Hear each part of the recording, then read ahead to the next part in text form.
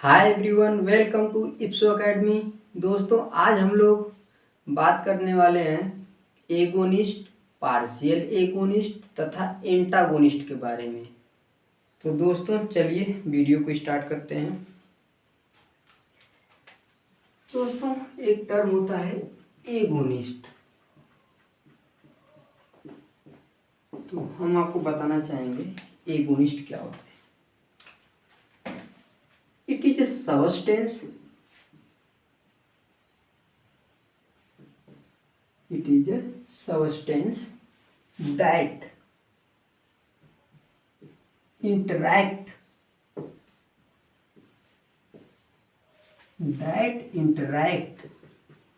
with receptor site. Receptor site to give maximum response.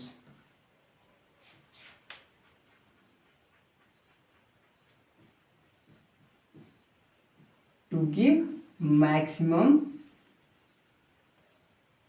response. तो दोस्तों, ये receptor site क्या है और मैक्सिमम रिस्पांस क्या होता है, तो अभी हम आपको बताएंगे। तो एगोनिस्ट एक सब्सटेंस होता है जो रिसेप्टर साइट से इंटरेक्ट करके मैक्सिमम रिस्पांस देता है।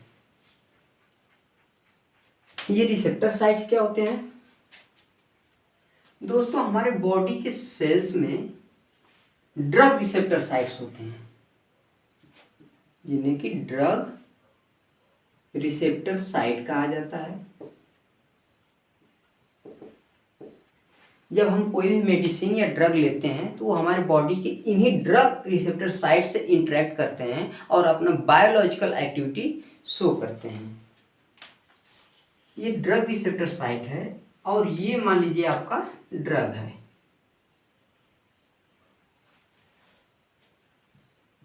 ये क्या है दोस्तों? ड्रग है।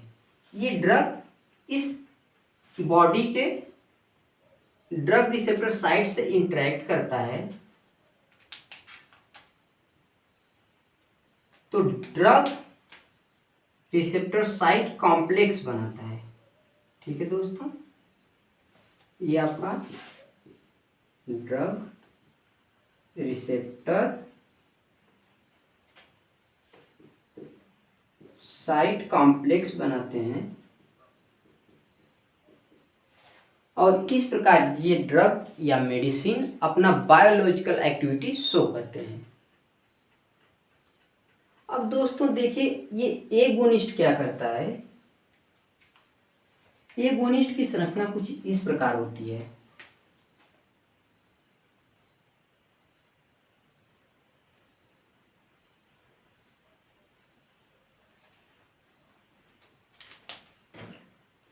ठीक है दोस्तों, एगोनिस्ट की संरचना कुछ इस प्रकार होती है कि इसके पास ढेर सारे रिसेप्टर साइट्स होते हैं। ये रिसेप्टर साइट्स नंबर आप हो सकते हैं। ये आपका एगोनिस्ट है। क्या है दोस्तों? एगोनिस्ट है। अब ये एगोनिस्ट हमारे बॉडी के ड्रग रिसेप्टर साइट के साथ बाइंड हो जाता है कुछ इस प्रकार। ये हमारा जो ड्रग रिसेप्टर साइट है ये हो गया, ये ड्रग रिसेप्टर साइट है। और जब एगोनिस्ट इस ड्रग रिसेप्टर साइट के साथ बाइंड कर जाता है तो अब देखिए ढेर सारे रिसेप्टर साइट बन के तैयार हुए। अब हमारे मैक्सिमम नंबर ऑफ मेडिसिन या ड्रग इस रिसेप्टर साइट के साथ बाइंड कर सकते हैं इस प्रकार से। और जब ढेर सारे हमारे ड्रग रिसेप्टर साइट के साथ बाइंड करेंगे एगोनिस्ट के थ्रू, तो हमारी जो बायोलॉजिकल एक्टिविटी होती है ड्रग की वो इंक्रीज कर जाती है, बढ़ जाती है। देखा है दोस्तों, टू गिव मैक्सिमम रिस्पॉन्स। तो इस प्रकार से अधिक रिस्पॉन्स मिलता है। इसको आप इस प्रकार से भी समझ सकते हैं कि मान लीजिए हमारे घर में सॉकेट होता है ना,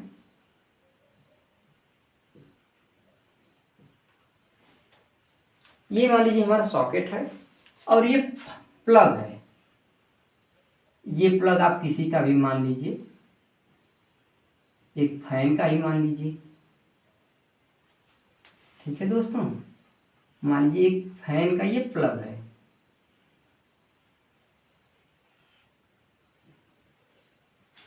ये हमारे फैन का प्लग है। एक प्लग केवल एक ही पिन में लगेगा, तो इस प्रकार हमारा केवल एक ही फैन चलेगा। लेकिन जब इस पिन में या सॉकेट में हम एक्सटेंशन बोर्ड लगा देंगे, क्या लगा देंगे दोस्तों, एक्सटेंशन बोर्ड लगा देंगे,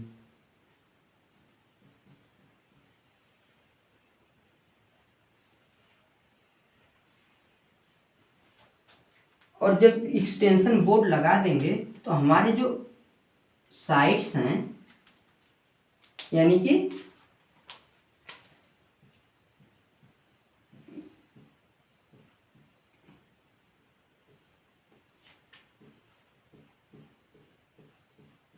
ये देखिए ढेर सारे पिन बन के तैयार हुए। इस एक्सटेंशन बोर्ड से हम अपने इस सॉकेट की कैपेसिटी बढ़ा सकते हैं। अब इसमें हम कम से कम 4 फैन चला सकते हैं। आप फैन चलाइए, कूलर चलाइए, फ्रिज चलाइए, एक बार में आप 4 इलेक्ट्रिकल डिवाइस यूज कर सकते हैं। तो यहाँ पे ये जो एक्सटेंशन बोर्ड है यही एगोनिस्ट है, और ये जो सॉकेट है ये ड्रग रिसेप्टर साइट है जो कि हमारे बॉडी में पाया जाता है। और ये जो फैन है एज ए मेडिसिन वर्क करता है, यानी कि ये जो ड्रग रिसेप्टर साइट हमारे बॉडी में पाया जाता है उससे ये ड्रग कंबाइन करके ड्रग रिसेप्टर कॉम्प्लेक्स बनाता है। इस प्रकार ये ड्रग अपनी बायोलॉजिकल एक्टिविटी या ड्रग का जो भी फंक्शन होता है वो शो करता है।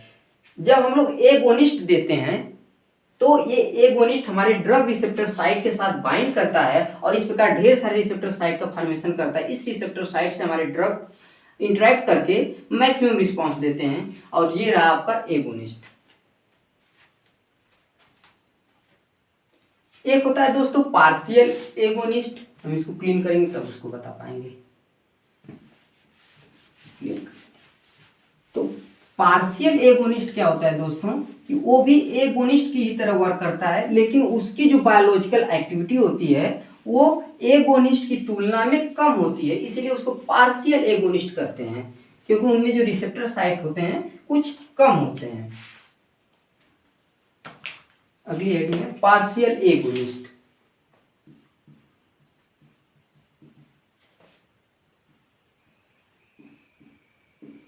पार्शियल एगोनिस्ट, तो अभी हमने दोस्तों आपको बताया कि ये जो पार्शियल एगोनिस्ट होते हैं ये गोनिस्ट की एगोनिस्ट की तुलना में इनकी जो एक्टिविटी होती है वो कम होती है, इसलिए इसको पार्शियल एगोनिस्ट कहते हैं। Partial agonist are those substance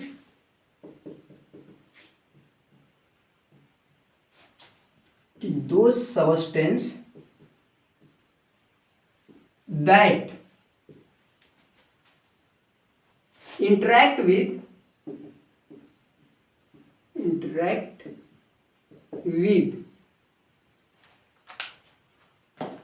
same receptor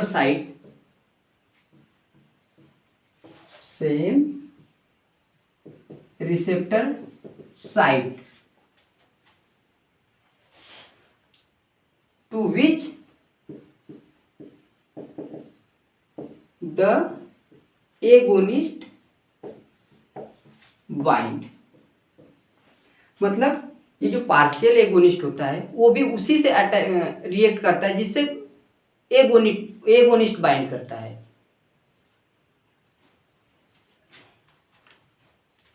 but the biological response is lower than agonist.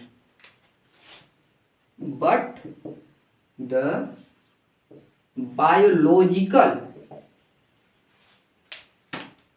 biological response is lower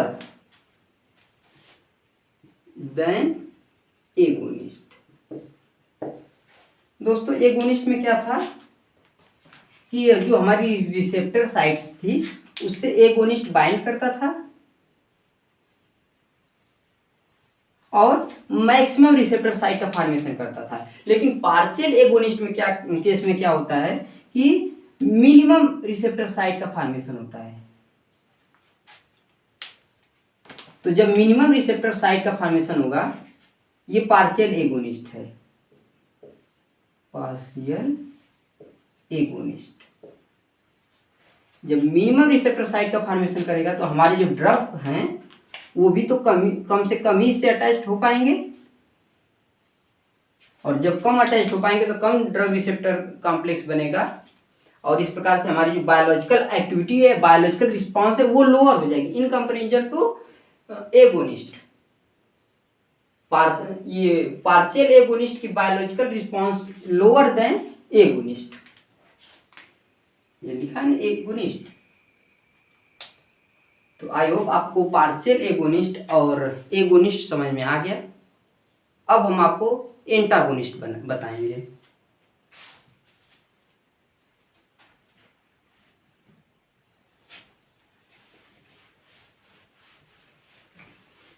तो दोस्तों ये जो एंटागोनिस्ट होता है वो भी ड्रग रिसेप्टर साइट से ही बाइंड करता है, लेकिन एंटागोनिस्ट का अपना कोई बायोलॉजिकल एक्टिविटी नहीं होता है।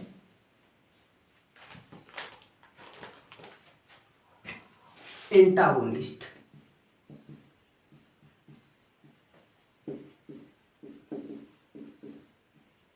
antagonists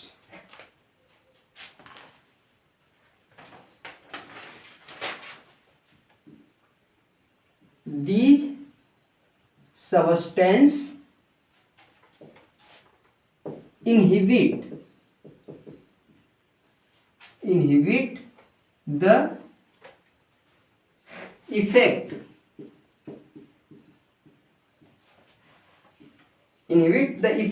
of agonist,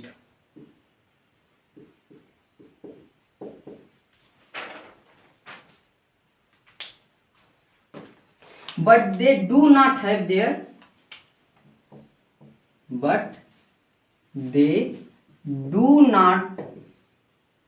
have their own biological activity.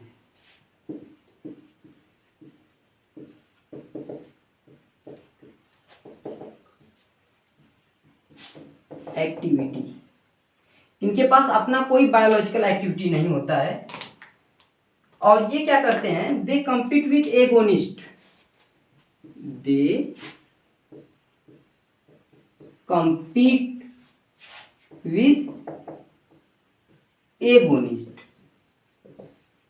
For same receptor site.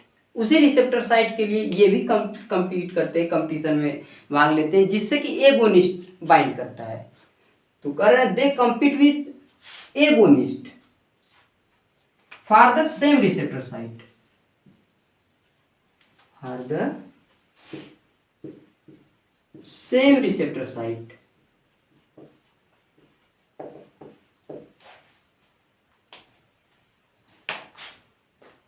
पहले इसको आप समझ लीजिए, फिर हम आगे बताते हैं। ये जो एंटागोनिस्ट होते हैं, पहले हम एगोनिस्ट का आपको दिखाते हैं फिगर। ये आपका रिसेप्टर साइट है, क्या है दोस्तों, रिसेप्टर साइट, जहां पे कि एगोनिस्ट बाइंड करता है। कौन बाइंड करता है, एगोनिस्ट। ये आपका एगोनिस्ट हो गया।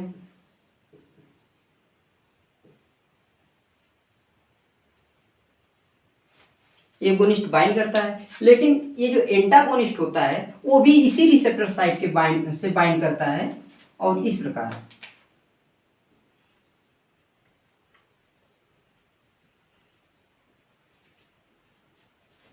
ये आपका एंटागोनिस्ट है।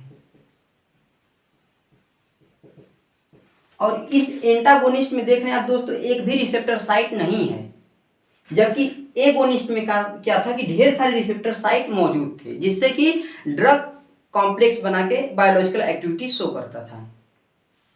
लेकिन इस एंटागोनिस्ट के पास एक भी रिसेप्टर साइट न होने के कारण ये इस रिसेप्टर साइट के साथ बाइंड करता है, और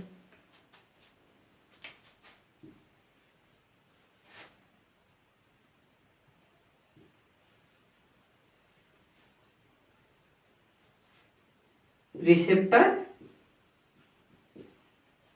एंटागोनिस्ट कॉम्प्लेक्स बनाता है।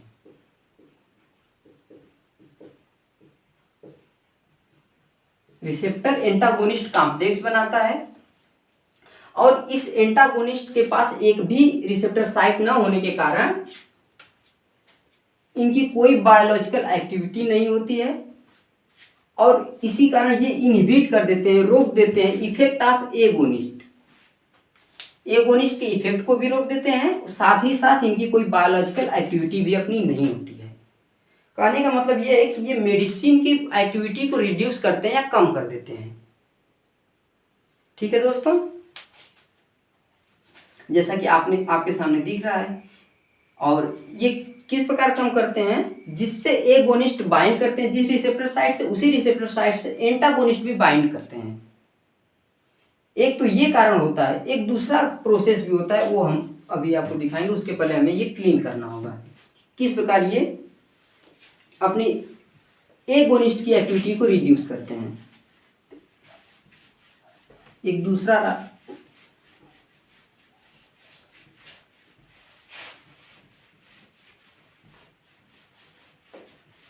ये हमारी बॉडी में जो रिसेप्टर साइट्स होते हैं,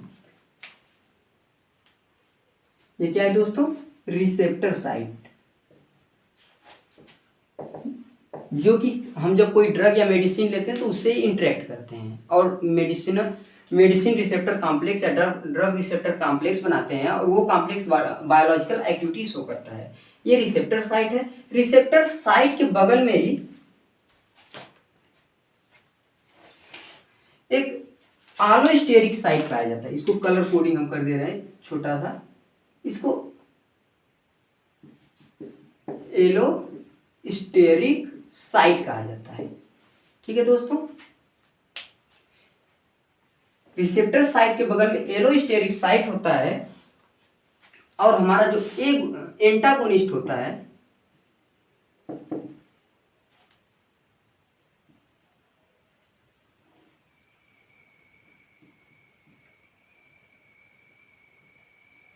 इस एलोस्टेरिक साइट के साथ कॉम्प्लेक्स बना देता है इस प्रकार से।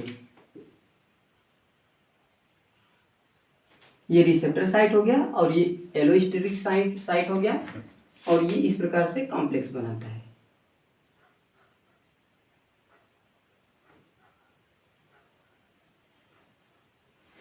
और जब इसके साथ ये कॉम्प्लेक्स बनाता है तो इसकी बायोलॉजिकल एक्टिविटी को रिड्यूस करता है, यानी रिसेप्टर साइट पे अब जो हमारा कोई एगोनिस्ट मान लीजिए इससे ऐड होना चाहेगा तो वो भी नहीं ऐड हो पाता है।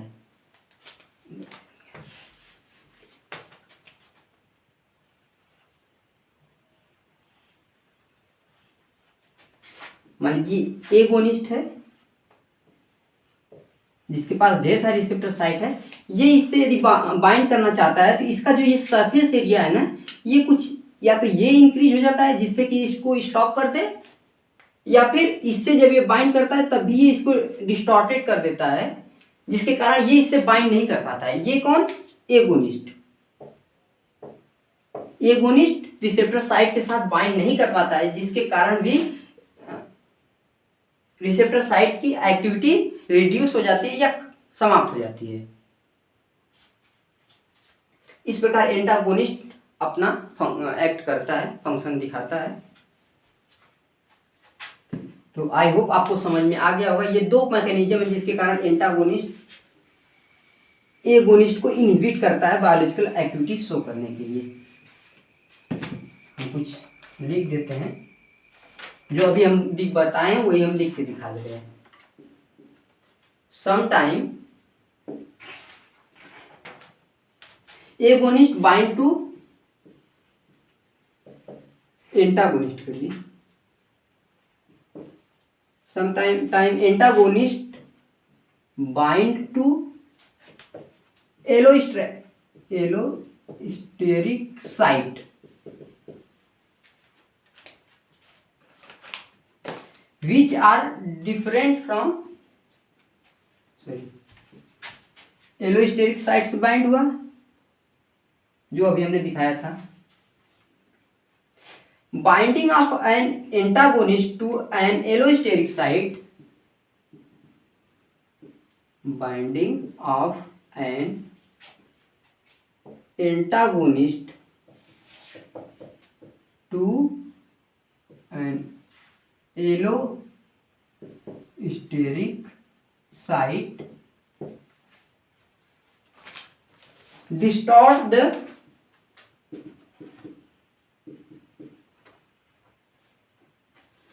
receptor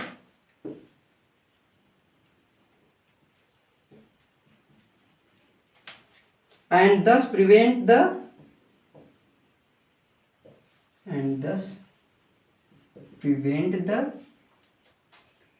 agonist from binding to it.